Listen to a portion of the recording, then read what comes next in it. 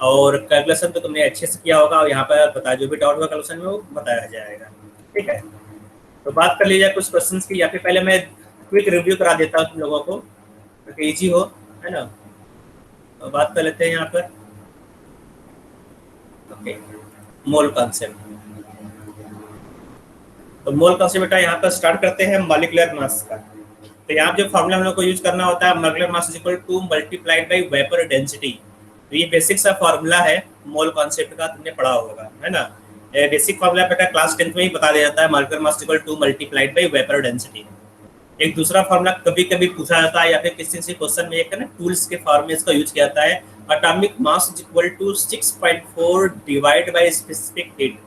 ये फॉर्मूला याद नहीं रहता है, ठीक है, क्योंकि इसका फ्रिक्वेंटली यूज नहीं होता है, लोग भूल जाते हैं। तो इसको तुम याद कर लोगे बेटा, अभी नोट कर लो इसको, atomic mass equal to 6.4 divide by specific heat. यहाँ पर जो स्पेसिफिक हीट है बेटा, स्पेसिफिक हीट का यूनिट है, स्पेसिफिक हीट बेटा यहाँ देखो यूनिट कैलोरी पर ग्राम में रहना चाहिए, ठीक है।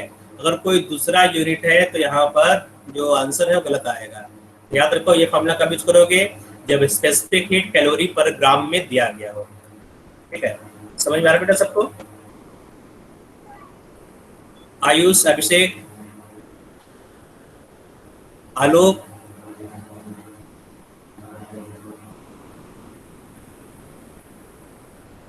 जिसको भी जहां पर भी डाउट है वो पूछ सकते हो, ठीक है। पहले मैं इसको क्विक रिव्यू कर दे रहा हूँ, उसके बाद जो इंडिविजुअल डाउट है उसको भी मैं डिस्कस करूंगा। जिस तरह से मैथ में हुआ था, फिजिक्स में हुआ था, पहले मैं थ्योरी का जितने भी पार्ट है ना, मैं इसको क्विक रिविजन करा दूंगा जो फॉर्मूला वगैरह है। तो उसके बाद जो इंडिविजुअल डाउट है उसको बता दूंगा, या फिर थ्योरी में कहीं पर भी डाउट है उसको भी मैं लास्ट में क्लियर कर दूंगा, ठीक है। उसके बाद है molecular formula. Molecular formula empirical formula को कैसे कोरिलेट करते हो। तो molecular formula is equal to empirical formula multiplied by N. तो जो एन है, एन क्या होता है बेटा, N is equal to molecular formula mass divide by empirical formula mass, या फिर molecular formula divide by empirical formula. इस तरह से हम लोग मॉलिक्यूलर फार्मूला और एम्पिरिकल फार्मूला को कोरिलेट करते हैं। और इस टाइम क्वेश्चन में तुमने किया होगा कि अगर सब्सटेंस का परसेंटेज दिया गया, जैसे सोडियम का परसेंटेज दिया गया है, कार्बन का परसेंटेज दिया गया, ऑक्सीजन का परसेंटेज दिया गया है, पूछ रहा है what is the empirical formula of substance, ठीक है। तो यहाँ तुम लोग क्या करते हो बेटा, पहले इसका सिंबल लिखते हो। यहाँ पर ऐसे सोडियम का सिंबल क्या है, Na है। फिर कार्बन का सिंबल तुम लिखोगे C होता है, ऑक्सीजन का सिंबल, परसेंटेज जो दिया गया है यहाँ पर रखोगे। एटॉमिक मास तुम्हें मालूम है सोडियम का 23 होता है, कार्बन का 12 होता है, ऑक्सीजन का 16 होता है। रिलेटिव नंबर ऑफ मोल्स, ठीक है, percentage divide by atomic mass करोगे, रिलेटिव नंबर ऑफ मोल्स मिलेगा। सिंपल रेशियो निकालोगे, सिंपल मोल रेशियो निकालोगे, और यहाँ पर एम्पिरिकल फार्मूला आ जाता है ना बेटा। जैसे अगर इस क्वेश्चन को किया जाए तो सोडियम क्या होगा, सोडियम का सिंबल Na होता है, कार्बन का C होगा, और अगर ऑक्सीजन की बात करें तो ऑक्सीजन का O होगा। परसेंटेज सोडियम का परसेंटेज यहाँ दिया गया 43.3, 43.4 दिया गया है यहाँ पर। कार्बन का जो परसेंटेज दिया गया है 11.3, ऑक्सीजन का परसेंटेज दिया गया है 45.3। Come to the atomic mass, atomic mass sodium का 23 होता है, कार्बन का 12 होता है, ऑक्सीजन का 16 होता है।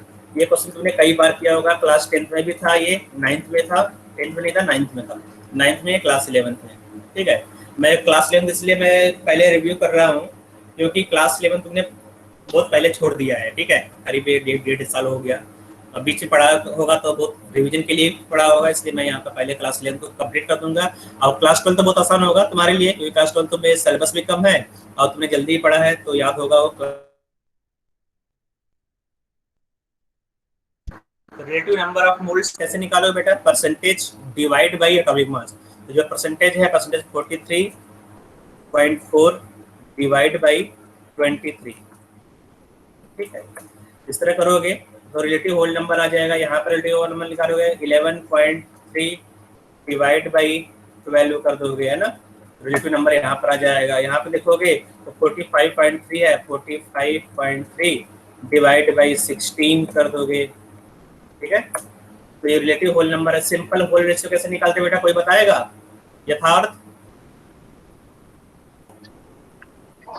निकालोगे सिंपल होल रेशियो? सर जिसका सबसे स्मॉलेस्ट होता है उससे सबको डिवाइड कर देते हैं। हाँ, जो स्मॉलेस्ट नंबर आता है यहाँ पर उसी से सबको डिवाइड कर देते हैं। यहाँ पर स्मॉलेस्ट नंबर क्या है 0.9417, इसी से सबको डिवाइड कर दोगे, ठीक है। तो यहाँ पर 1.887 डिवाइड बाई 0.94 0.9417, तो यहाँ पर सिंपल हो रेसिपी बता रहा है बेटा 2.0038।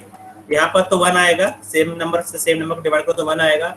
यहाँ पर देख लेते कितना है बेटा 2.8313 डिवाइड बाई 0.9417, तो यहाँ पर 3 आ जाएगा। सिंपल होल ना, जो सिंपलेस्ट होल नंबर लिखना हो तो यहाँ पे जो सिंपलेस्ट होल नंबर 2 आएगा, यहाँ पर 1 आएगा, यहाँ पर 3 आएगा। तो यहाँ पर 2 आ गया, यहाँ पर 1 आ गया है, यहाँ पर 3 आ गया। तो अगर बोला जाए इसका इंपेरिकल फॉर्मूला लिखो तो क्या होगा बेटा, सोडियम यहाँ पर 2 टाइम्स है, कार्बन 1 टाइम है और ऑक्सीजन 3 टाइम्स है। तो यहाँ लिख दोगे जो सोडियम है, सोडियम 3 टाइम्स है, सॉरी 2 टाइम्स है, ठीक है। कार्बन 1 टाइम्स, ऑक्सीजन कितने टाइम्स है बेटा 3 टाइम्स। तो यहाँ पे इसका फॉर्मूला क्या होगा Na2CO3, ठीक है। तो इस तरह से हम लोग इंपेरिकल फार्मूला निकालते हैं। और ये बेटा थोड़ा सा मेहनत करना पड़ता है इसको निकालने में, तुम्हें डिवाइड करना पड़ेगा, मल्टीप्लाई करना पड़ेगा, टेबल बनाकर तुम निकाल पाओगे, ठीक है। इसका कोई दूसरा रूल नहीं है, इसी तरह हमेशा बार बार तुम्हें करना पड़ेगा। तो ये सब इलस्ट्रेशन इसी का है, तो छोड़ देते हैं, ठीक है। Methods for expressing concentration terms, तो कंसंट्रेशन टर्म्स को कैसे एक्सप्रेस करते हो, तो इसके लिए मोलरिटी है ना, strength of solution in terms of percentage, mole fraction, ppm और नॉर्मलिटी, इतने टर्म्स हम लोग कंसंट्रेशन को एक्सप्रेस करते हैं। तो मोलरिटी क्या होता है, number of moles divide by volumes. तो नंबर ऑफ मोल कैसे डिफाइन करते हैं बेटा, नंबर ऑफ मोल्स का फॉर्मूला क्या होता है, number of moles n is equal to given mass divide by molar mass, ये फॉर्मूला होता है। Again number of moles is equal to number of particle divide by Avogadro's number, ये होता है। Again number of moles is equal to, है ना, volume of gas at STP, है ना, volume of gas at STP divide by 22.4, जो क्या होता है नंबर ऑफ मोल्स। तो ये वाला जो फॉर्मूला है केवल और केवल गैसियस सब्सटेंस के लिए यूज होता है। ये वाला बेटा ये यूनिवर्सल फार्मूला है, किसी भी सब्सटेंस चाहे गैस हो, चाहे लिक्विड हो, चाहे सॉलिड हो, तीनों के लिए वैलिड है, ठीक है। तो ये नंबर ऑफ मोल्स हो गया। तो नंबर ऑफ मोल्स को तुम न्यूटन में रखोगे, divide by volume of solution in litre. Moles होता है मोल्स n, यहाँ पे तुम इसको क्रॉस मल्टीप्लाई कर दोगे, इस तरह से क्रॉस मल्टीप्लाई। तो n is equal to molarity multiplied by volume. Millimoles होता है बेटा 1 moles is equal to 1000 millimoles, and millimoles is equal to m multiplied volume in ml। अगर वॉल्यूम तुमने ml में लिया है तो ये मिली मोल्स आ जाएगा, ठीक है। नेक्स्ट है मोलरिटी। मोलरिटी तुमने अच्छे से पढ़ा बेटा, ये तुम्हारा टेम्परेचर इंडिपेंडेंट क्वांटिटी है, इसमें टेम्परेचर का कोई रोल नहीं है ना। सो मोलरिटी फॉर्मूला क्या होगा बेटा, mass moles of solute divide by mass of solvent in kilogram. Mass of solvent कैसे निकालोगे, mass of solution minus mass of solute. Strength of solution, ठीक है, तो स्ट्रेंथ ऑफ सॉल्यूशन होता है बेटा ग्राम पर लीटर स्ट्रेंथ, ठीक है। जो ग्राम पर लीटर कंसंट्रेशन होता है उसी को स्ट्रेंथ बोलते हैं। It is expressed as amount of solute in gram in 1 liter solution. So mass of solute divided by volume of solution in liter. So W by V. तो ग्राम पर लीटर स्ट्रेंथ है, concentration को तुम strength बोलोगे। Again strength और molarity में ये relation होता है, strength is equal to molarity multiplied by molar mass, ठीक है। तो ये तुम्हें मालूम होना चाहिए, इस तरह से तुम इसको कोरिलेट कर सकते हो। आगे है in terms of percentage. Percentage वाले में 3 फार्मूला है, percentage by mass, percentage by volume, percentage by weight by volume. तो परसेंटेज बाय मास जो लिखा गया हो, अगर मास लिखा गया तो मास, है ना, दोनों साइड मास लोगे, या मास of solute divided mass of solution multiplied by 100। Percentage by volume, यहाँ वॉल्यूम लिखा गया है तो volume of solute divide by volume of solution multiplied by 100। यहाँ पर क्लियर लिखा हुआ है कि न्यूमरेटर में क्या होगा और डिनोमिनेटर में क्या होगा, percentage by weight by volume. तो percentage weight by volume is equal to weight of solute divide by volume of solution multiplied by 100। आगे बात करते हैं बेटा मोल फ्रैक्शन का। मोल फ्रैक्शन में कोई डाउट होगा इन तुम लोगों का, है ना। तो मोल फ्रैक्शन क्या होता है यहाँ पर, moles absolute divide by total number of moles, है ना। और जो मोल फ्रैक्शन है सल्यूट और सॉल्वेंट दोनों के लिए डिफाइन कर सकते हो, ठीक है। तो जिसका मोल फ्रैक्शन निकालना हो न्यूमरेटर में रहेगा, total number of moles denominator में रहेगा, sum of the mole fraction, है ना, ये भी तुमने पढ़ा होगा। Sum of the total mole fraction is equal to 1 होता है, ठीक है। आगे चलते हैं parts per million. Parts per million कैसे निकालोगे बेटा, weight of solute divide by weight of solution multiplied by 10⁻⁶ ppm, है ना। Also parts per million is equal to volume of particular gas divide by volume of gases mixer 10⁻⁶ parts per million. बेटा ये mains में है, advance में नहीं ppm, ठीक है। मैंने पहले दिखा दिया कि सिलेबस में क्या क्या है क्या क्या नहीं है। नॉर्मलिटी, नॉर्मलिटी तुम्हें मालूम बेटा, नॉर्मलिटी क्या होता है formula, normality n is equal to, है ना, normality n is equal to n factor multiplied by molarity, ये फॉर्मूला होता है इसका। यहाँ पर तो normality is equal to number of gram equivalent, number of gram equivalent divide by volume of solution in litre, volume of solution in litre, ठीक है। ये होता है तुम्हारा नॉर्मलिटी, ये भी तुमने अच्छे से पढ़ा होगा, ठीक है। एन फैक्टर क्या होता है तुमने निकाला होगा, तो मैं दोबारा बता दूंगा एन फैक्टर, थोड़ा सा क्विक रिव्यू हो जाएगा तुम्हारा एन फैक्टर का। बहुत लोगों को डाउट होता है एन फैक्टर कैसे कवर करें, है ना, भूल जाते हैं बार बार। आ जाते हैं ग्रेविमेट्रिक एनालिसिस में। जो ग्रेविमेट्रिक एनालिसिस है उसमें 3 टाइप का कैलकुलेशन होता है, calculation involving mass mass relationship, mass volume relationship and volume volume relationship, ठीक है। तो इसमें क्या होता है कि एक इस तरह से मान लो एक क्वेश्चन दिया गया है H2 + O2 गिव्स H2, है ना, यहाँ पर एक क्वेश्चन दिया गया है। अब इसमें पूछ दिया बेटा कि अगर 4 मोल H2 दिया गया है, 3 मोल ऑक्सीजन दिया गया, तो कितने ग्राम वाटर बनेगा। तो अब यहाँ पर जो मास दिया गया हो, अगर H2O2 का ग्राम में मास दिया गया हो और वाटर का भी ग्राम में पूछ रहा है, इसका मतलब क्या हुआ है कि तुमने मास को मास से कोरिलेट कर दिया। हाइड्रोजन का ऑक्सीजन का मास दिया गया है और वाटर का मास पूछ रहा है, इसका मतलब ये मास मास रिलेशनशिप है। लेकिन तुम्हें मालूम है बेटा जो H2 और O2 है ये गैसियस सब्सटेंस होता है, गैसियस स्टेट में एग्जिस्ट करता है बेटा। तो अगर इसका वॉल्यूम दिया गया हो और इसका मास पूछ रहा हो तो क्या होगा बेटा, मास और वॉल्यूम रिलेशनशिप, तुमने मास को वॉल्यूम से कोरिलेट कर दिया है, ठीक है। अब ये भी हो सकता है बेटा कि ये गैसेज ये स्टीम बन जाए, तो अगर ये स्टीम है, ठीक है, तो ये भी गैसियस स्टेट में रहेगा, तो यहाँ पर वॉल्यूम, यहाँ पर भी वॉल्यूम, इसका भी वॉल्यूम होगा, तो क्या होगा बेटा, वॉल्यूम वॉल्यूम रिलेशनशिप। तो 3 टाइप का ग्रेविमेट्रिक एनालिसिस होता है बेटा, ग्रेविमेट्रिक एनालिसिस मतलब कैलकुलेशन, ठीक है। तो calculation involving mass mass relationship, mass volume relationship, volume volume relationship. और जितने भी टाइप का ग्रेविमेट्रिक एनालिसिस होता है बेटा, ग्रेविमेट्रिक एनालिसिस वर्ड का मतलब होता है तुमने मेजरमेंट किया है, तुमने वेट निकाला सब्सटेंस का, तुमने हाइड्रोजन का वेट निकाला, यहाँ पर मेजर किया है ना। तो ग्रेविटी मतलब तुमने इसका मास निकाला है, ठीक है। तो मास से तुमने दूसरे के मास को कोरिलेट किया, इसका मतलब ये ग्रेविमेट्रिक एनालिसिस है। कहीं पर भी किसी सब्सटेंस का वेट पर तोलते हो उसको, तो उसको बोलते हैं ग्रेविमेट्रिक एनालिसिस, ठीक है। तो ग्रेविमेट्रिक एनालिसिस में 3 टाइप का क्वेश्चन होता है बेटा, बहुत ही आसान है, बस यहाँ पर मोल कॉन्सेप्ट का यूज करना है। और यहाँ पर तुम्हें यूज करना पड़ेगा law of limiting reagent. Law of limiting reagent तुम्हें मालूम है, तो लिमिटिंग रिएजेंट या लिमिटिंग रिएक्टेंट क्या होता है, in a chemical reaction the substance which is totally consumed when reaction is completed are known as limiting reagent। तो अगर कोई सब्सटेंस पूरा का पूरा कंज्यूम हो जाता है उसको तुम लिमिटिंग रिएजेंट बोलोगे, है ना। या फिर जो रिक्वायर्ड अमाउंट से कम सप्लाई किया गया है बेटा उसी को तुम लिमिटिंग रिएजेंट बोलोगे, है ना। तो इस तरह से हम लोग लिमिटिंग रिएजेंट के रिलेशन से प्रोडक्ट को बनाते हैं। ये प्रोडक्ट क्या बनेगा यहाँ पर, ठीक है। आगे बढ़ते हैं, यहाँ पर कुछ क्वेश्चन दिया गया है, how much magnesium sulphide can be obtained from 2 gram of magnesium and 2 gram of sulphur by the reaction Mg+S gives Mgs। इस क्वेश्चन को देख लेते हैं, क्वेश्चन लिमिटिंग रिएजेंट वाला है ना। तो अब यहाँ पर देखो बेटा, यहाँ पर दिया गया है मोल्स, सॉरी ग्राम दिया, मास दिया गया है, ठीक है। इसका मास दिया गया बेटा मैग्नीशियम का, तो मैग्नीशियम का मास दिया गया है 2 ग्राम, सल्फर का भी मास दिया गया है ना, सल्फर का भी मास कितना आ गया, can be obtained from 2 gram of magnesium and 2 gram of sulphur. तो कितना मैग्नीशियम बनेगा ये तुम्हें निकालना है, ठीक बेटा, मैग्नीशियम कितना बनेगा ये तुम्हें निकालना होगा यहाँ पर। तो जब भी हमें इस तरह का क्वेश्चन मिले एग्जाम में या फिर क्वेश्चन पेपर में, तो वहाँ क्या करना है बेटा, सबसे पहले काम करना है मोल्स निकालोगे, ठीक है, इन सब का मोल निकालोगे।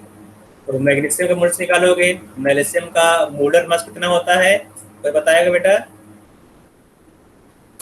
Given mass divide by molar mass, ये होता है नंबर ऑफ मोल्स, है ना। तो कौन बताएगा बेटा, दीपाली, अभिनव, अभिनव शर्मा,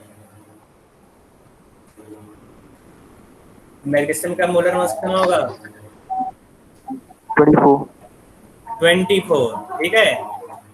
तो मास डिवाइड बाय मोलर मास, तो ये मैग्नीशियम का मोलर मास आ गया तुम्हारा 24, 2 divide by 24, number of moles जाएगा बेटा 0.833, ये तुम्हारा हो गया मोल्स ऑफ मैग्नीशियम। इसी तरह मोल्स ऑफ सल्फर निकालोगे, 2 divide by molar mass of sulphur कितना होगा, बोलते रहो बेटा, शर्मा हुआ बेटा, बोलते रहो, 32, है ना। तो मोल्स आ गया यहाँ पर सल्फर का 0.625, ठीक है। तो अब यहाँ पर देखो बेटा, तुम्हें निकालना क्या है, लिमिटिंग रीजन। सबसे पहले तुम्हें लिमिटिंग रीजन निकालना पड़ेगा, इन सब में लिमिटिंग रीजन है कौन, मैग्नीशियम है या सल्फर है। तुम्हें क्या करना पड़ेगा बेटा, लॉ ऑफ लिमिटिंग रीजन का जो कॉन्सेप्ट है बेटा, उसको यूज करना पड़ेगा। यहाँ पर मान लेते हैं जो मैग्नीशियम है, मैग्नीशियम रिएक्ट कर रहा है सल्फर से, ठीक है। तो 1 मोल मैग्नीशियम लिखना पड़ेगा, 1 मोल मैग्नीशियम रिएक्ट्स विथ, है ना, 1 मोल ऑफ सल्फर, ठीक है। 1 मोल मैग्नीशियम 1 मोल सल्फर से रिएक्ट करेगा, इसका मतलब 0.0833 mole of magnesium reacts with 0.833 mole of sulphur, मतलब जितना मैग्नीशियम है उतना ही सल्फर चाहिए। अब देखो यहाँ पर जो मैग्नीशियम है, मैग्नीशियम दिया गया है 0.833, सल्फर दिया गया है 0.625, मतलब जो सल्फर है, सल्फर रिक्वायर्ड अमाउंट से कम है, और जो रिक्वायर्ड अमाउंट से कम होता है वो क्या होता है बेटा, लिमिटिंग रिएजेंट, है ना। ये क्या हो गया बेटा, जो सल्फर है क्या है, लिमिटिंग रिएजेंट हो गया, ठीक है। तो अब लिमिटिंग रिएजेंट के हिसाब से प्रोडक्ट बनेगा। तो अब इस रिएक्शन को देखोगे, तो रिएक्शन में जितना सल्फर है ना, उतना ही मैग्नीशियम सल्फाइड बनेगा। तो moles of magnesium sulphide is equal to moles of sulphur, ठीक है, क्योंकि सल्फर यहाँ पर लिमिटिंग रिएजेंट है। तो moles of magnesium sulphide equal to moles of sulphur, तो मोल्स ऑफ सल्फर ने कितना कन्वर्ट किया बेटा, 0.0625, ठीक है। ये तुम्हारा क्या हो गया, moles of magnesium sulphide. Moles of magnesium sulphide हो गया बेटा 0.0625, ये मोल्स आ गया। मोल्स से तुम्हें मास निकालना है सल्फाइड का, तो मास कैसे,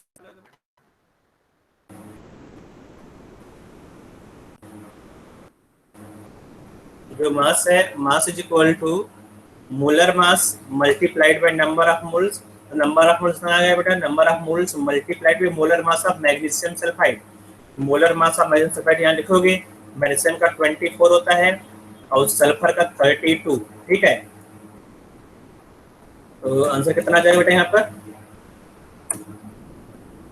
इसको मल्टीप्लाई करो, तुम्हारा आंसर आ जाएगा ना। तो आंसर आ जाएगा यहाँ पर, एक मिनट,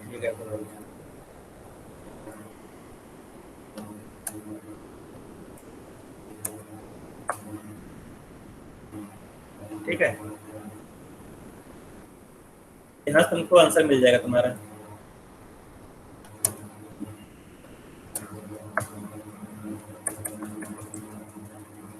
यहाँ पे गलत हो गया, 0.0625 होगा, 0.0625 multiplied by molar mass of magnesium sulphide. Molar mass of magnesium sulphide is 24 plus 32, है ना, इसको करोगे तो आंसर आ जाएगा। ठीक है बेटा, इसको मल्टीप्लाई कर दोगे तो आंसर तुम्हारा आ जाएगा। ठीक है, इसको कर लेना। तो आगे बढ़ते हैं बेटा। तो ये तो वही है जो मैंने ऊपर बताया था, इसका लैंग्वेज फॉर्म लिख दिया यहाँ पर। तो कैलकुलेशन इन्वॉल्विंग परसेंटेज यील्ड, तो अगर किसी सब्सटेंस का परसेंटेज यील्ड पूछ रहा हो तो परसेंटेज यील्ड कैसे निकालोगे? Actual yield divide by theoretical yield multiplied by 100, ये होता है तुम्हारा परसेंटेज यील्ड का फॉर्मूला। ठीक है, केमिकल इक्विवेलेंस ये बहुत ही इंपॉर्टेंट टॉपिक है बेटा, ये एडवांस का भी टॉपिक है, मेंस का भी टॉपिक है, बहुत सारा क्वेश्चन इससे रिलेटेड पूछा जाता है। हाँ, पूछो।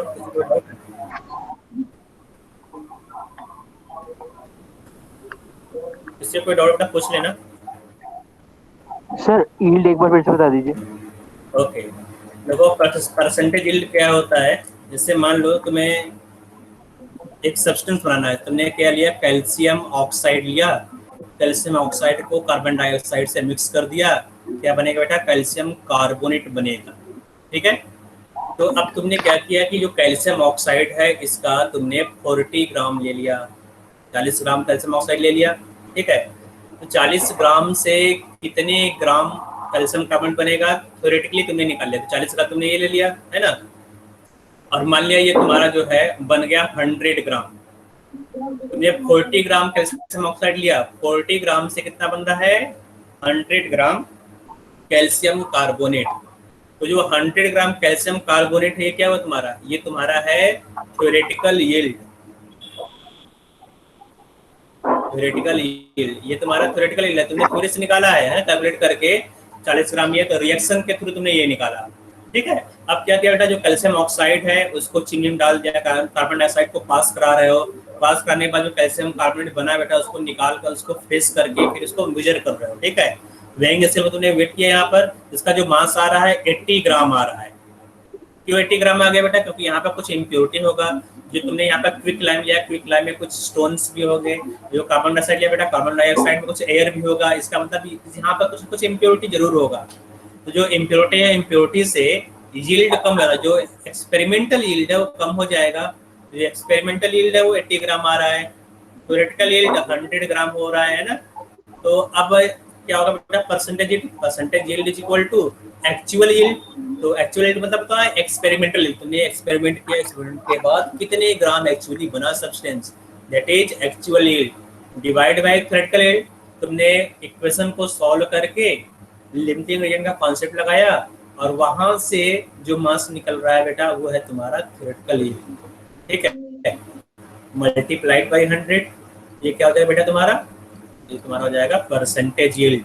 ठीक है, परसेंटेज यील्ड का क्वेश्चन भी कर लेते हैं अगर ये है तो। अगर परसेंटेज का क्वेश्चन करना है तो एक क्वेश्चन यहाँ पर होगा, हम क्वेश्चन मिलेगा। हाँ, यहाँ देखो, फास्फोरिक एसिड है ना, यहाँ दिया गया है, phosphoric acid H3PO4 are prepared in 2 step process. Step 1 यहाँ पर है, स्टेप 2 यहाँ पर है। We allowed 62 gram of phosphorus to react with excess of oxygen which form P4O10 in 85% yield.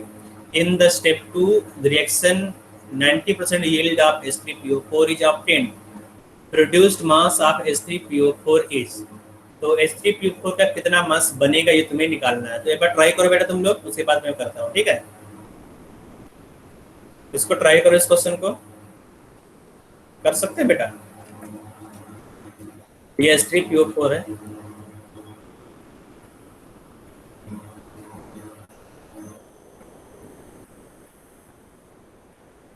तो जा ही रहोगे तुम लोग, केमिस्ट्री पढ़े हो तो जरूरत नहीं है इतना फॉर्मेटिंग करने का। करो बेटा। तो फर्स्ट स्टेप में P4O10 बन रहा है, फर्स्ट स्टेप का जो यील्ड है 85% है, सेकंड स्टेप का यील्ड 90% है ना। तो कितने ग्राम फास्फोरिक एसिड प्रिपेयर होगा?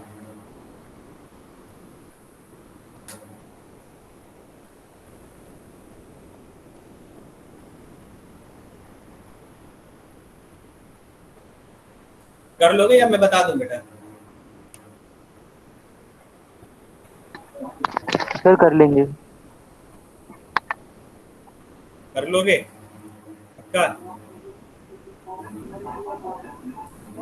ट्राई अभी करोगे या घर पे करोगे बाद में? सर आंसर है बी। हाँ, इसका आंसर भी मैंने यहाँ पर हाईलाइट किया हल्का सा रेड कलर का, है ना, ये आंसर भी है।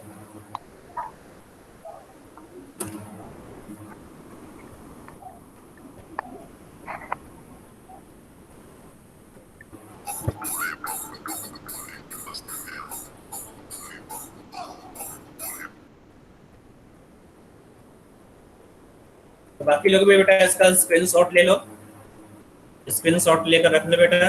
अब बाद में इसको सॉल्व करना। आंसर यहाँ पर है बी पार्ट, जो बी पार्ट ये करेक्ट आंसर यहाँ पर है, ठीक है। तो एक बार मैं बता दे रहा हूँ कैसे करोगे। यहाँ पर जो फर्स्ट स्टेप है, फर्स्ट स्टेप का यील्ड 85% है, ठीक है। सेकेंड स्टेप का यील्ड 90% है। तो ओवर बेटा माइक ऑफ कर दो जिसने भी साउंड है ना यहाँ पर। कुछ अच्छा बात है, संगीत सुनो लेकिन सबको मत सुनो, कुछ सुनो।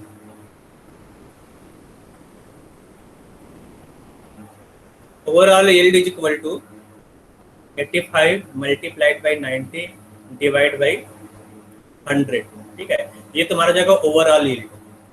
तो फर्स्ट स्टेप का जो यील्ड है 85%, तो 85% बनेगा, फिर 85% का 90% यील्ड होगा। तो जो ओवरऑल यील्ड होगा बेटा 85 का 90% होगा, ठीक है। तो ये तुम्हारा ओवरऑल यील्ड है। तो अब देखो बेटा, अगर इस क्वेश्चन को सॉल्व करना, इस क्वेश्चन को सॉल्व करना हो तो तुम्हें देखना पड़ेगा यहाँ पर कि जो फास्फोरस है कितने मोल्स है ना। तो अब यहाँ पर फर्स्ट स्टेप में देखो, जो फास्फोरस है पूरा का पूरा फास्फोरस यहाँ पर H3PO4 में कन्वर्ट हो गया, ठीक है बेटा। देखो 4 फास्फोरस यहाँ पर है P4, और पूरा का पूरा फास्फोरस यहाँ पर H3PO4 में कन्वर्ट हो गया है, ठीक है। तो अब यहाँ पर जो फास्फोरस 62 ग्राम दिया गया है, तो तुम निकाल लोगे moles of phosphorus, moles of phosphorus. Moles of phosphorus हो जाएगा बेटा 62 divide by 31, that is equal to 2 mole, ठीक है। तो जितना मोल बेटा, जितना मोल फास्फोरस होगा उतने ही मोल यहाँ पर H3PO4 बनेगा। तो moles of H3PO4 is equal to moles of phosphorus is equal to 2 mole, ठीक है। तो अब तुम्हें निकालना है mass of H3PO4 is equal to mole multiplied by molar mass, ठीक है। तो मोल्स तुमने 2 मोल निकाल लिया, मोलर मास ऑफ H3PO4 तुम निकालोगे। So molar mass of H3PO4, तो H3PO4 मोलर मास कितना होगा बेटा? जिसने आंसर बताया बेटा बताओगे H3PO4 का मोलर मास कितना आया था?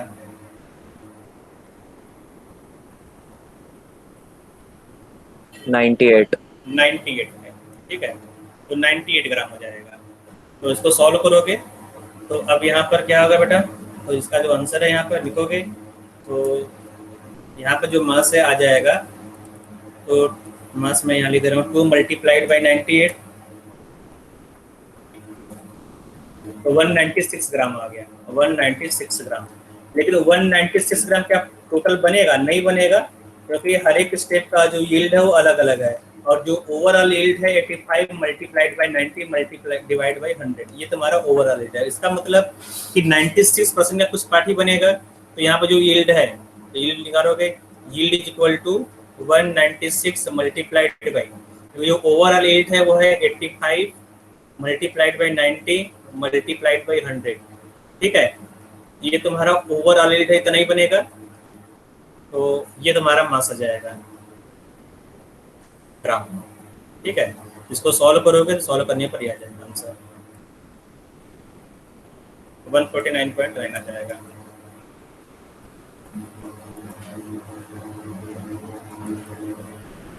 ठीक बेटा, इस तरह से करेंगे क्वेश्चंस को।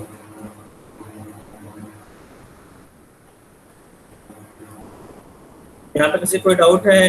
नहीं है ना? आगे बढ़े, आगे बेटा। तो ये होगा तुम्हारा परसेंटेज यील्ड। उसके बाद आते हैं केमिकल इक्विवेलेंस, ठीक है। तो केमिकल इक्विवेलेंस क्या होता है बेटा, इसका जो डेफिनेशन है बहुत ही इंपॉर्टेंट है, ठीक है। एनसीईआरटी में डेफिनेशन पहले था, हटा दिया गया, पता नहीं क्यों हटा दिया गया। तो अब इसको देख लो बेटा, ये एनसीईआरटी में नहीं है, ये एडवांस सिलेबस में लेकिन है बेटा, तो उसको ध्यान से देखोगे।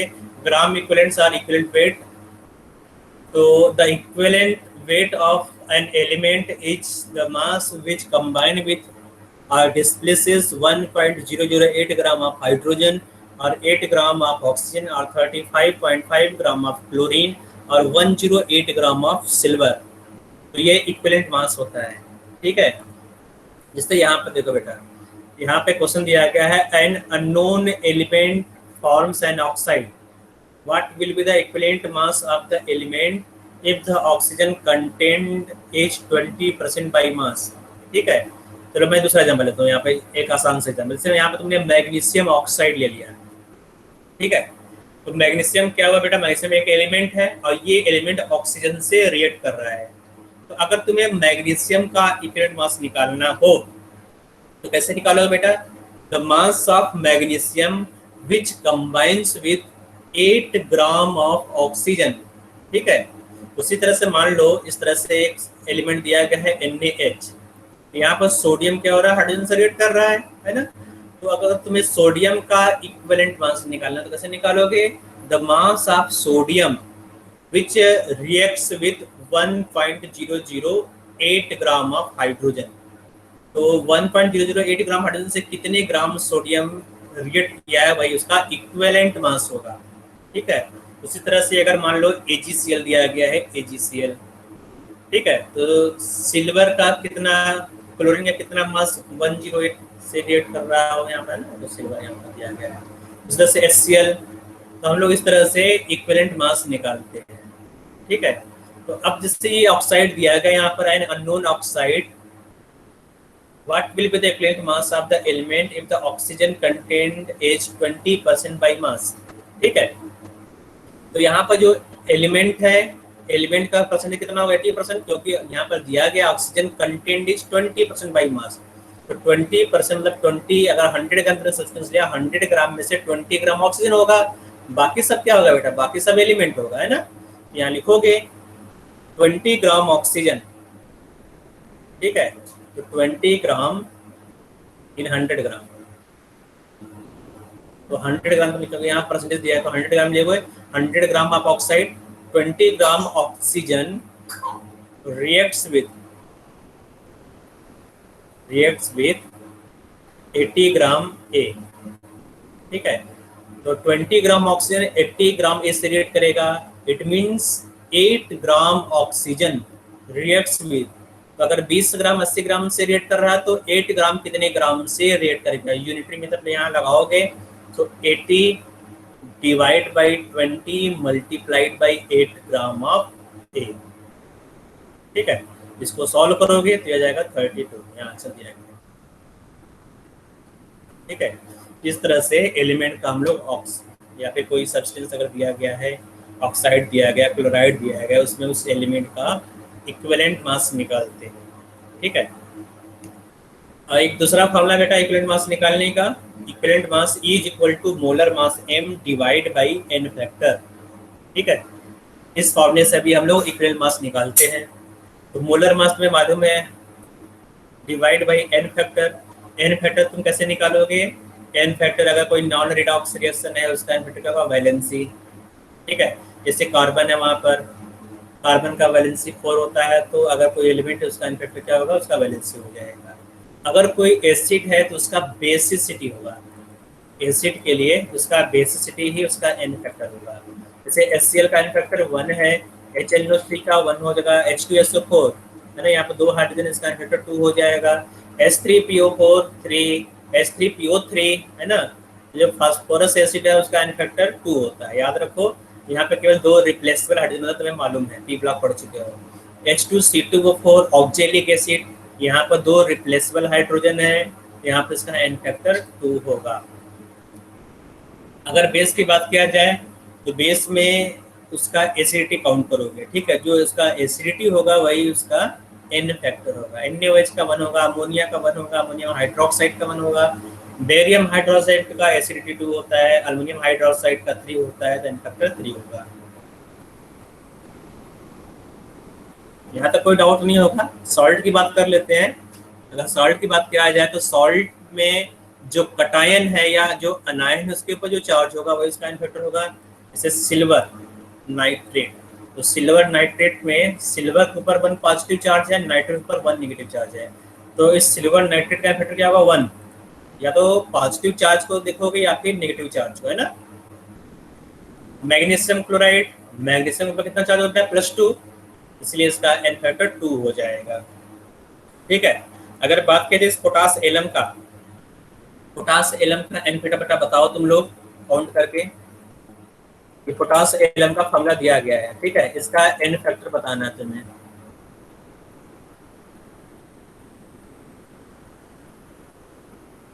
तुम्हारा बेटा n factor of potash alum 2। थोड़ा सा कर करो, थोड़ा सा कुछ गड़बड़ लग रहा है ना। थोड़ा सा और बेटा है, मेहनत करो, देखो कितना और एक बार ट्राई करो। बाकी लोग भी ट्राई करो बेटा। 8। हाँ, नमन कुमार कितना आ रहा है?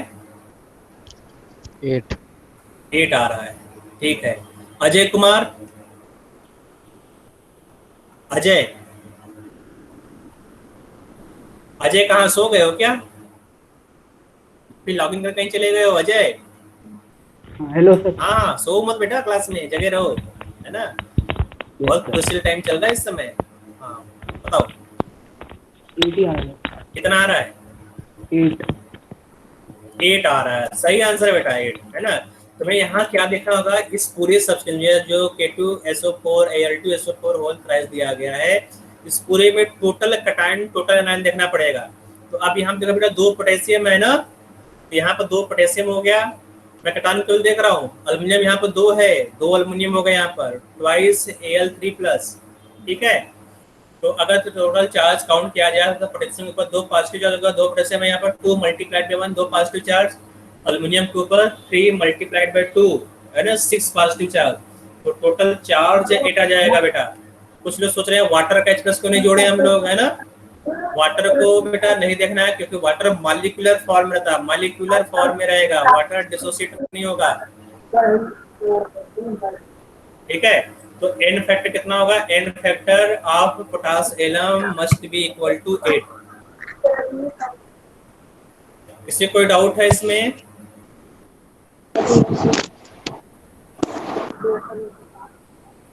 हाँ बोलो बेटा, किसको डाउट है? सुमित, डाउट? सुमित कुछ बोल रहे हो?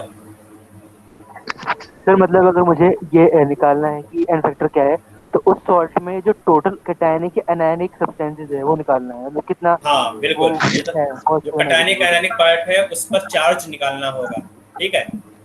केवल ये सॉल्ट के लिए एप्लीकेबल बेटा, ये जो एन फैक्टर है केवल सॉल्ट के लिए है, ठीक है। अगर सॉल्ट है, रिडॉक्स रिएक्शन में वो सब्सटेंस इन्वॉल्व नहीं है। जैसे यहाँ देखो बेटा, यहाँ पर तुम बेटा जो क्वेश्चन पूछना है बस वही माइक ऑन करे, बाकी लोग माइक ऑफ कर दो, बाकी लोग सुनाई नहीं दे रहा है, ठीक है। ओके, तो silver nitrate plus magnesium chloride, देखोगे यहाँ पर सिल्वर का ऑक्सीडेशन स्टेट चेंज नहीं हो रहा है। जो सिल्वर का ऑक्सीडेशन स्टेट यहाँ पर है वही ऑक्सीडेशन स्टेट सिल्वर का यहाँ पर है, मतलब ये नॉन रिडॉक्स रिएक्शन है। ऊपर मैंने लिख दिया है it is non redox reaction. ये जो चेंजेस है नॉन रिडॉक्स चेंज के लिए है, ठीक है। समझ में आ रहा है बेटा? तभी तुम यहाँ पे टोटल कैटायनिक और आयनिक पार्ट को देखना होगा।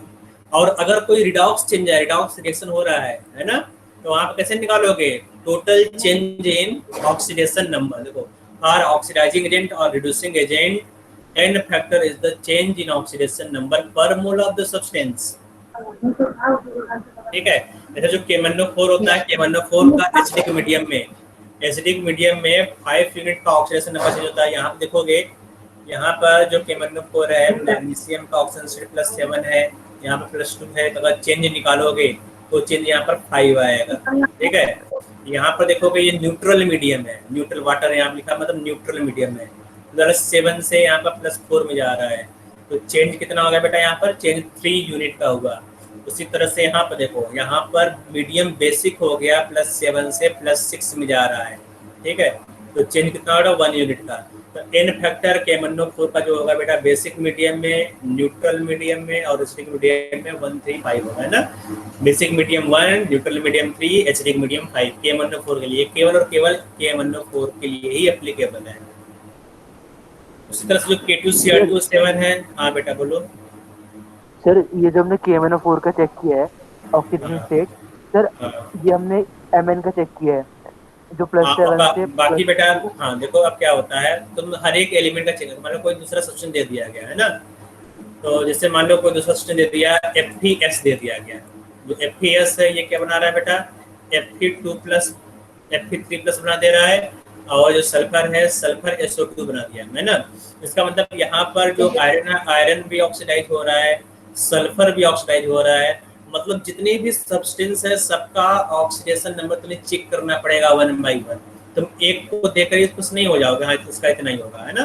क्योंकि मुझे मालूम है कि यहाँ पर जो पोटेशियम है पोटेशियम का ऑक्सीडेशन नंबर चेंज नहीं होगा, ऑक्सीजन का ऑक्सीडेशन नंबर चेंज नहीं होता है, जो ट्रांजिशन मेटल एलिमेंट है उसका ऑक्सीडेशन नंबर चेंज हो जाता है।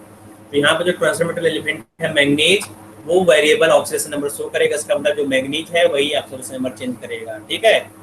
इस तरह से यहाँ देखो पोटेशियम चेंज नहीं करेगा, ऑक्सीजन चेंज नहीं करेगा, जो क्रोमियम है क्रोमियम का ही ऑक्सीडेशन नंबर चेंज होगा, क्रोमियम ऑक्सीडेशन नंबर +6 से +3 में जाएगा, ठीक है। तो अब यहाँ पर ऑक्सीडेशन नंबर कितने चेंज होगा बेटा +6 से +3 में, है ना। तो चेंज कितना हो रहा है K2Cr2 7 में 3 यूनिट का चेंज हो रहा है ना। +3 से +6 से +3 में गया तो 3 का चेंज हुआ, लेकिन अगर तुम देखोगे 1 मोल K2Cr2 7 में 2 मोल क्रोमियम है, तो इसको 2 से मल्टीप्लाई करना पड़ेगा, तो टोटल चेंज आ जाएगा 6 यूनिट का।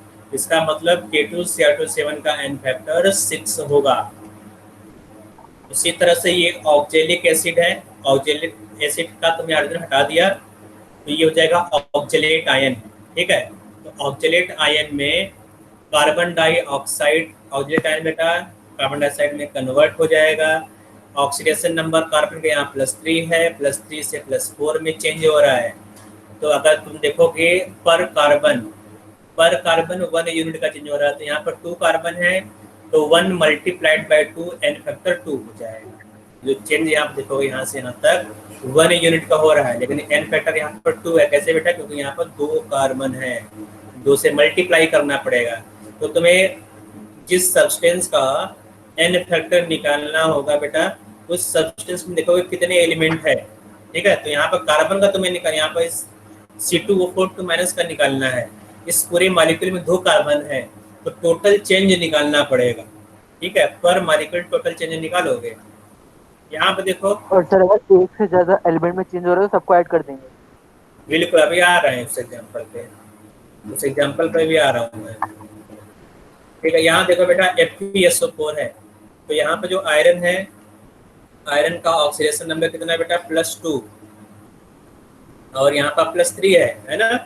तो यहाँ पर एन फैक्टर कितना होगा, कौन बताएगा बेटा एन फैक्टर, बताओ एन फैक्टर कितना होगा FeSO4 का।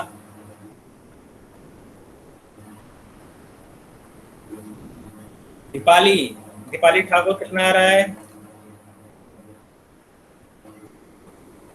बाकी लोग तो सो गए मुझे लग रहा है, 50% लोग तो पता नहीं कहा। अभिनव शर्मा, अभिनव बेटा,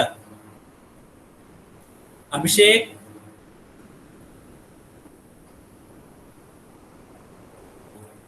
अभिषेक कहाँ हो, अभिनव माइक काम नहीं कर रहा है क्या। अदीबा,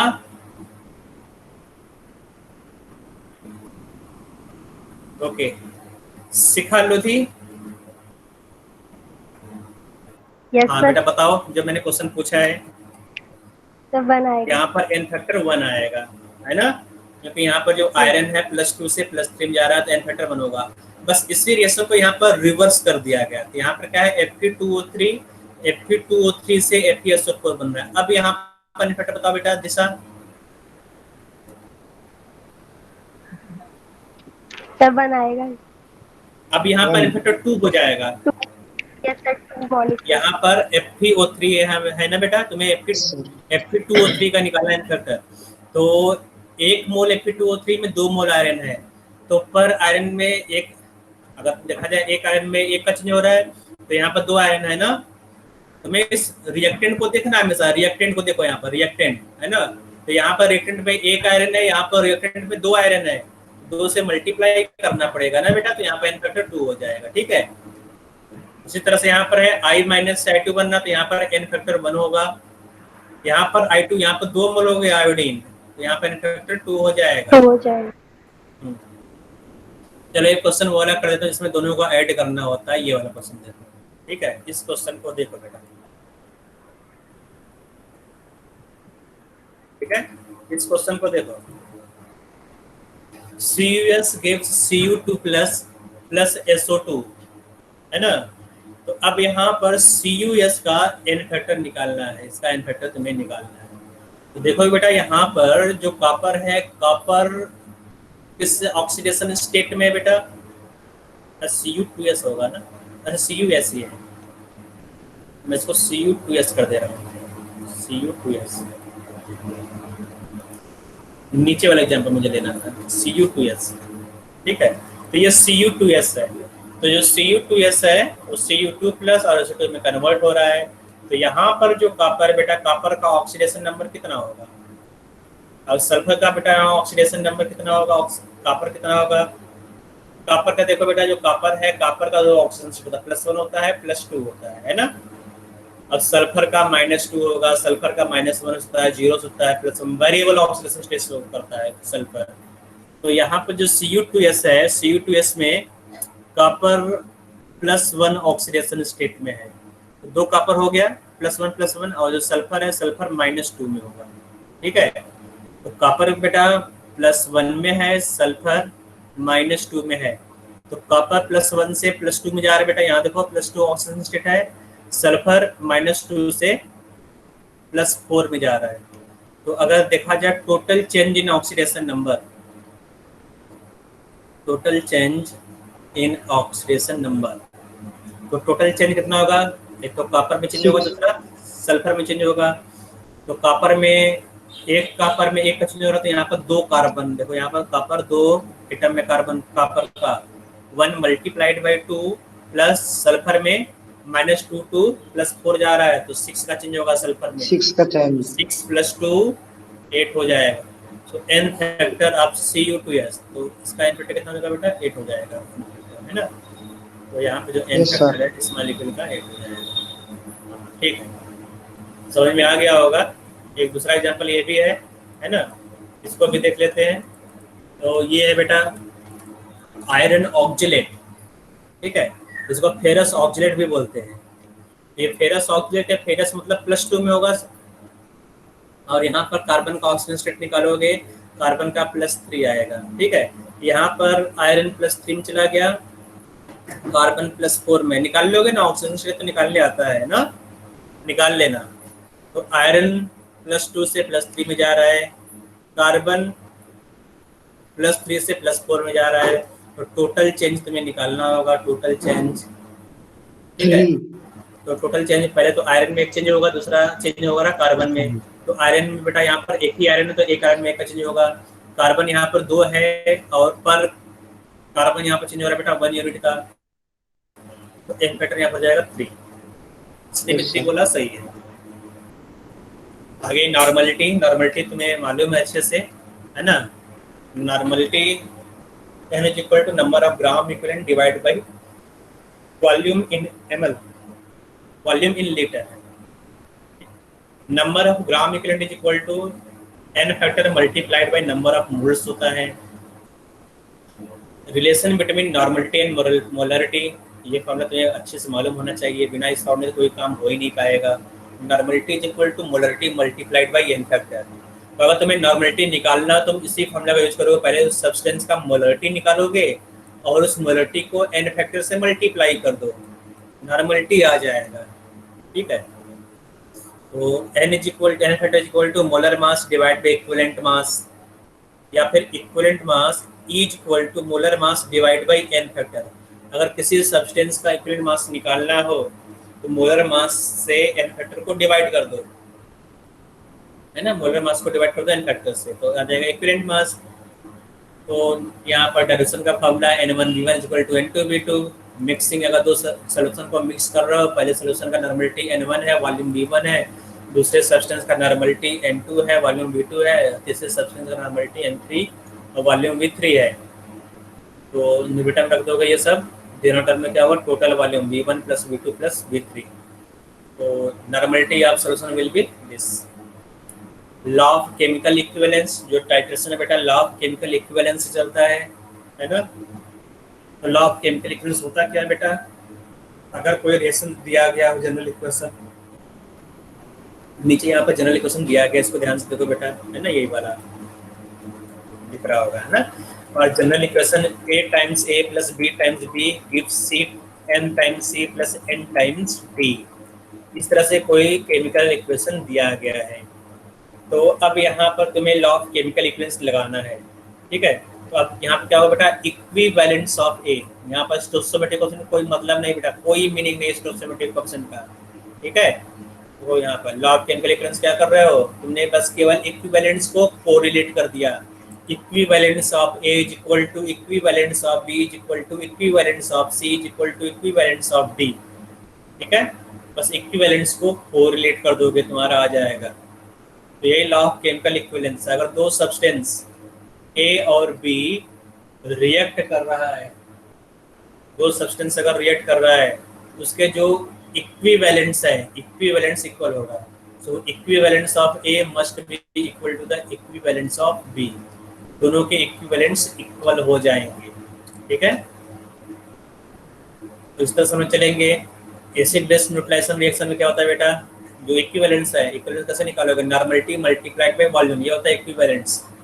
सो equivalence of acid = equivalence of base. और अगर नंबर ऑफ मोल्स दिया गया हो, है ना, तो नंबर ऑफ मोल्स कैसे निकालते हैं इक्विवेलेंस।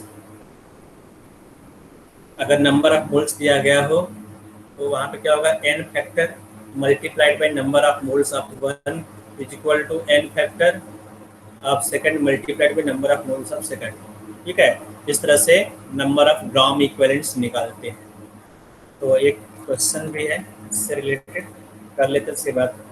जो इंडिविजुअल डाउट हो पूछोगे तुम लोग, ये क्वेश्चन देखो, है ना। In this reaction FeS2 + MnO4 - H+, है ना, दिया गया यहाँ पर। The equivalent mass of FeS2 would be equal to, तुम लोग करके बताओ बेटा, इक्विवेलेंट मास कितना आएगा FeS2।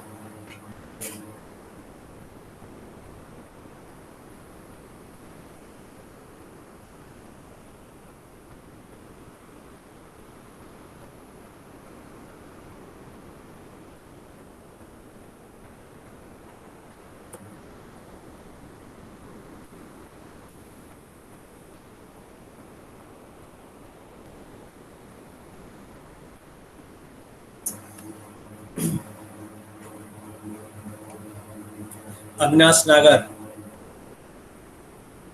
हो रहा बेटा, शिवेन, यस सर हो रहा। शिवेन उपाध्याय,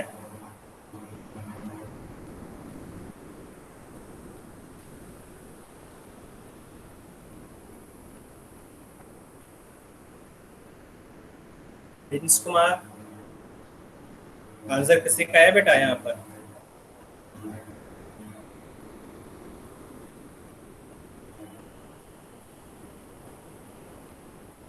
तो यहाँ पर बेटा देख लेते हैं,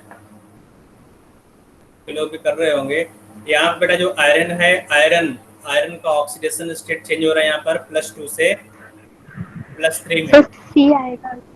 हाँ, आंसर यहाँ पर सी है, मोलर मास डिवाइड बाय 11, ठीक है। FeS2 को तुम्हें निकालना है केवल, तो FeS2 को ही केवल देखोगे। जो सल्फर है, सल्फर का ऑक्सीजन स्टेट -1 से चेंज हो रहा है बेटा +4 में, ठीक है। तो आयरन में चेंज कितने का हो रहा है बेटा, आयरन में जो चेंज हो रहा है वो +4 हो जा रहा है बेटा +3 से। तो चेंज कितना होगा आयरन में, जो आयरन का चेंज हो रहा है 1 यूनिट का हो रहा है। उसी तरह से सल्फर में चेंज तुम्हें निकालोगे, सल्फर में जो फाइनल है बेटा +4 है, इनिशियल कितना बेटा -1 है।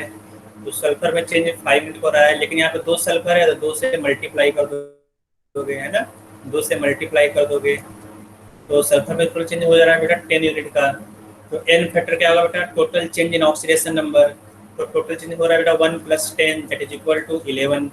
ठीक है, तो इक्विवेलेंट मास का तो equivalent mass equal to molar mass divide by n factor. तो molar mass divide by n factor ने 11 निकाल लिया, तो आंसर हो जाएगा सी पार्ट।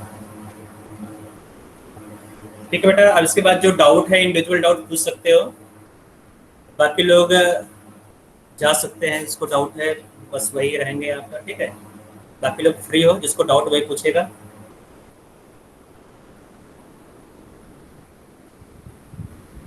सर हाँ पूछो बेटा डाउट। सर एक बार एन फैक्टर बता दीजिए एक बार, वो जो FeSO4 टू Fe2O3 में जो किया था आपने।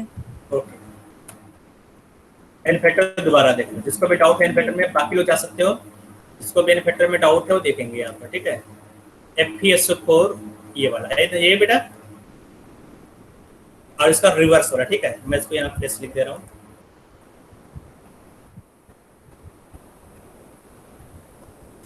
तो FeSO4 Fe2O3 में कन्वर्ट हो रहा है, इसका एन फैक्टर तुम्हें निकालना है। ठीक बेटा, इसको क्या देखो। तो अब यहाँ पे क्या हो रहा है, जो आयरन है, आयरन का ऑक्सीडेशन स्टेट कितना होगा बेटा, +2, है ना। +2 कैसे आ गया है, क्योंकि जो सल्फेट है सल्फेट के ऊपर -2 चार्ज होता है, इसलिए आयरन पर +2 चार्ज होगा, तो ये +2 हो गया। और यहाँ पे बेटा वैलेंस इंटरचेंज हुआ, तो यहाँ पर आयरन का ऑक्सीजन स्टेट +3 है ना। तो यहाँ पर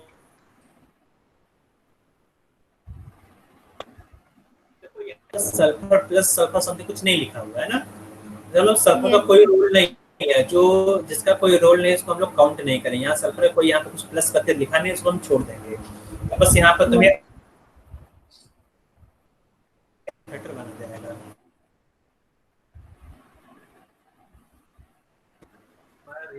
तो रिवर्स करके यहाँ लिख दिया हमने। ठीक है, तो मैं दोबारा इसको लिख दे रहा हूँ रिवर्स करके।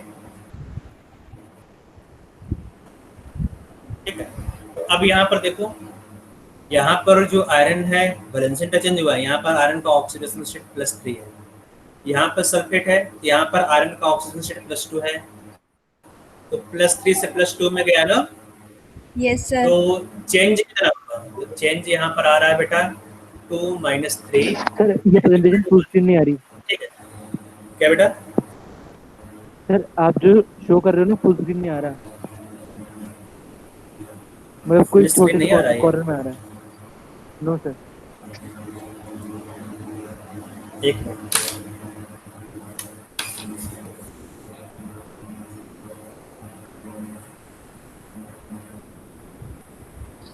आ गया सर। एक मिनट रुको बेटा, मैं अपने मोबाइल में चेक कर रहा हूँ।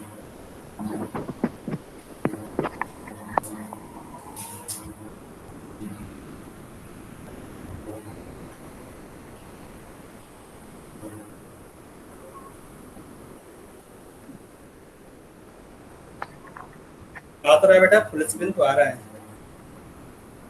सर आ गया, वो थोड़ी प्रॉब्लम आ रही थी मेरे कंप्यूटर में, आ गया।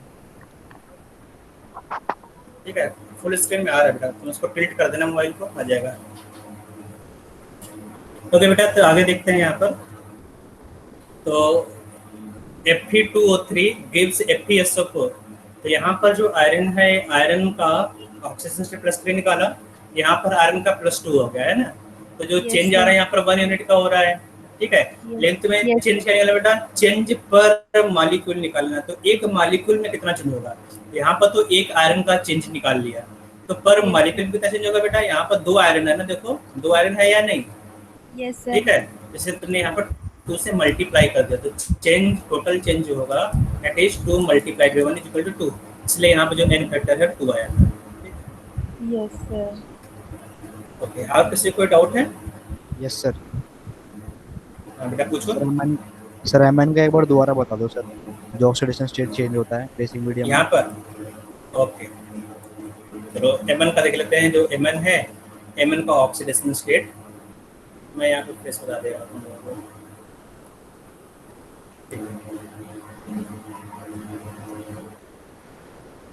चलो यहाँ देख लेते हैं बेटा। एमन का जो ऑक्सीडेशन स्टेट है KMnO4, ठीक है, जो KMnO4 है ना, ये बेटा 3 टाइप से रिएक्शन करता है। यहाँ पर 3 टाइप का यहाँ पर रिएक्शन होता है। एक होता है बेटा एसिडिक मीडियम, दूसरा होता है न्यूट्रल मीडियम, है ना। एक एसिडिक होता है बेटा H+, इसमें मतलब एसिडिक हो गया, दूसरा हो गया न्यूट्रल, ठीक है, ये न्यूट्रल मीडियम। अब दूसरा हो गया बेटा यहाँ पर बेसिक मीडियम, ठीक है।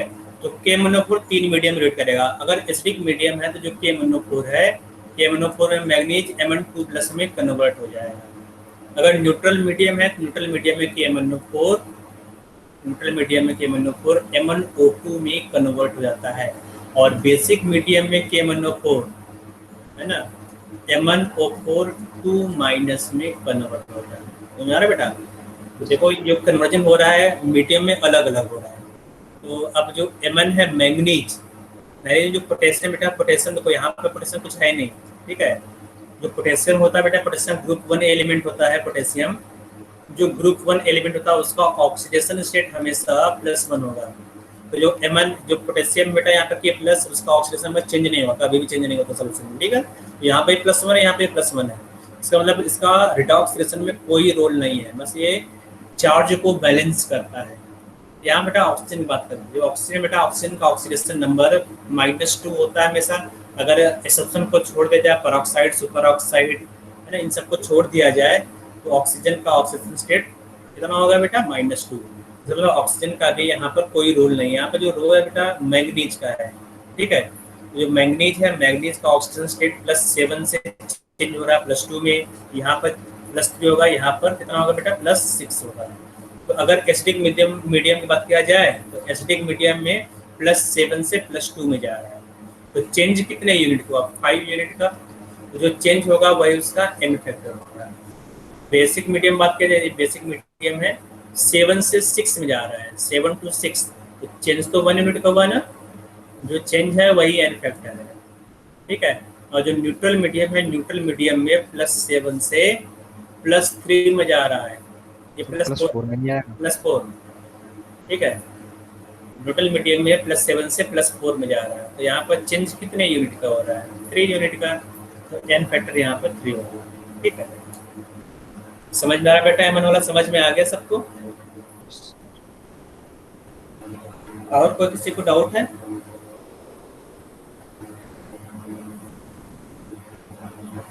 किसी को और डाउट बेटा?